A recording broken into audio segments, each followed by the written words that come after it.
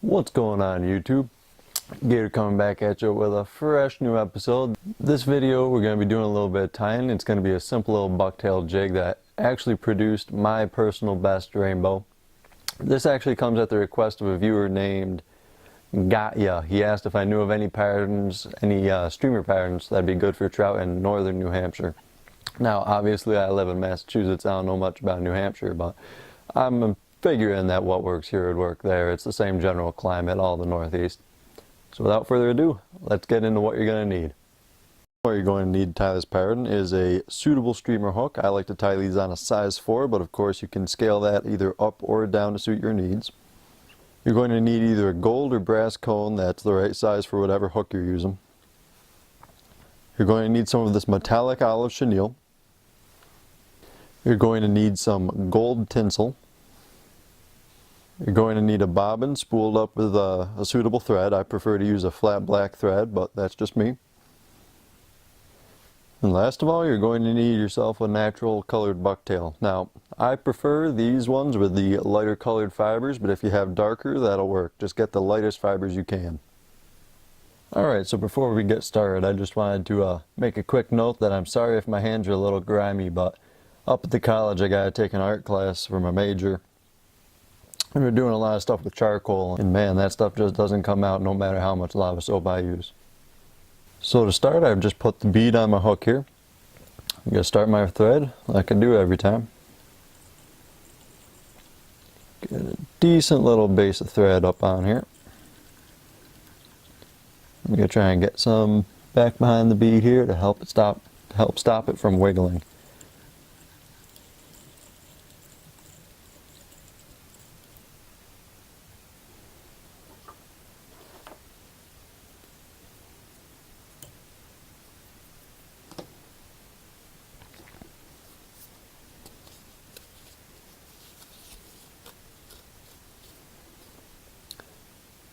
Next step is I'm just going to tie in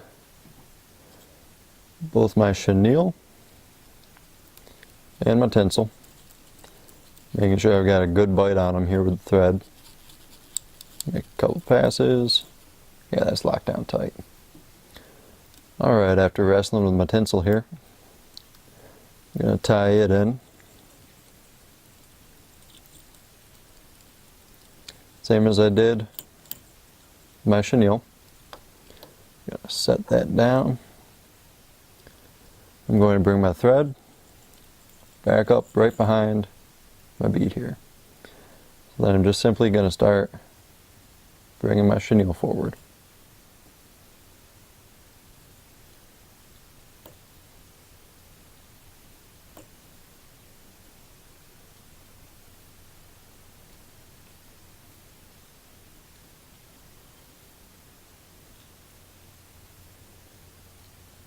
And the key with chenille is you want to get nice even wraps. So I'm going to stop just a touch before my bead, or not a bead, my cone. Keep calling it a bead. I'm going to stop right before my cone here. I'm going to tie that off. You want to have that little bit of gap there so you have room to tie your bucktail down. Get a couple wraps on that.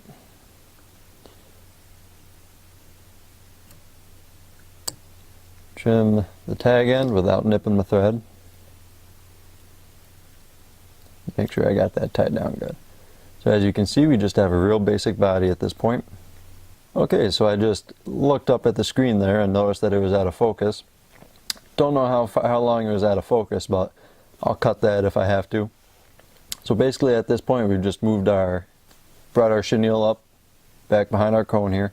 We're about ready to start putting the tinsel on. Now, I have a rotary vise, so I'm going to be using the rotary function, but of course if you don't have a rotary vise you can still tie this.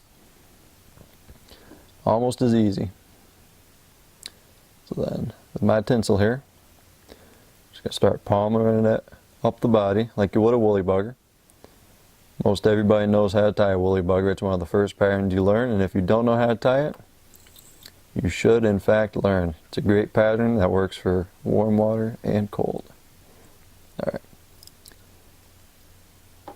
Now that I have my tinsel up here, I'm going to cut it off to a manageable length. tie that off the same as we did the chenille.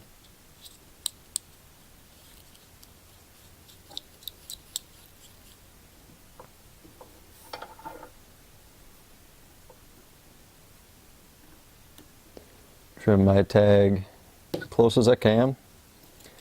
I'm just going to get some wraps here, just to be safe.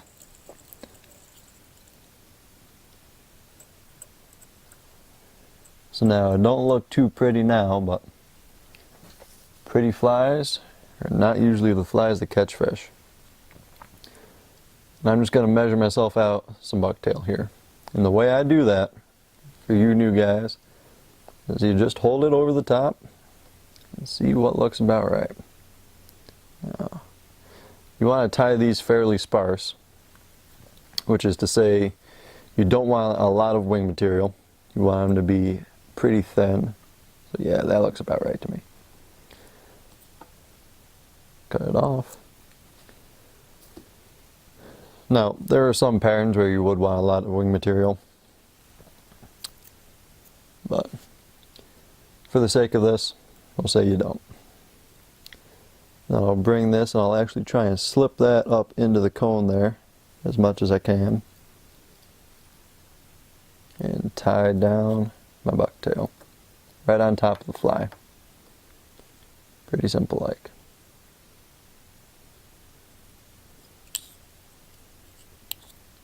And as I'm doing this, I realize I have my proportions off a little bit, so I'll go back and measure. Yeah, I want to be right about there.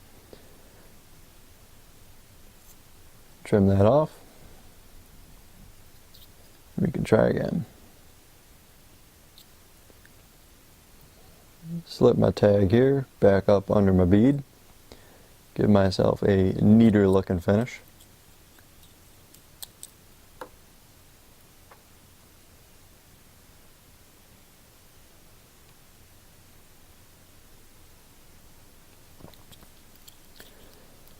Build up a decent little head of thread in there. Because bucktail is a very slippery material, as we've mentioned before. Take this, whip finish it. And my personal preference is to do 2 separate whips of about 4 or 5 turns each. Or about half dozen to a dozen half hitches, if you don't whip finish. So then to finish this fly off, I'm simply going to take my bead, push it back over my thread head there. I'm going to restart my thread up at the front, in front of the cone behind the eye. I'm just going to build myself up a little head of thread to keep that cone in place. Keep it from wiggling around too much.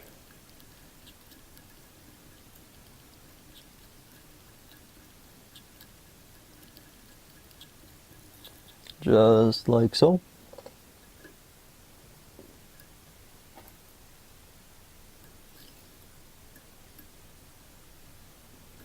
A couple more whip finishes, just to be safe.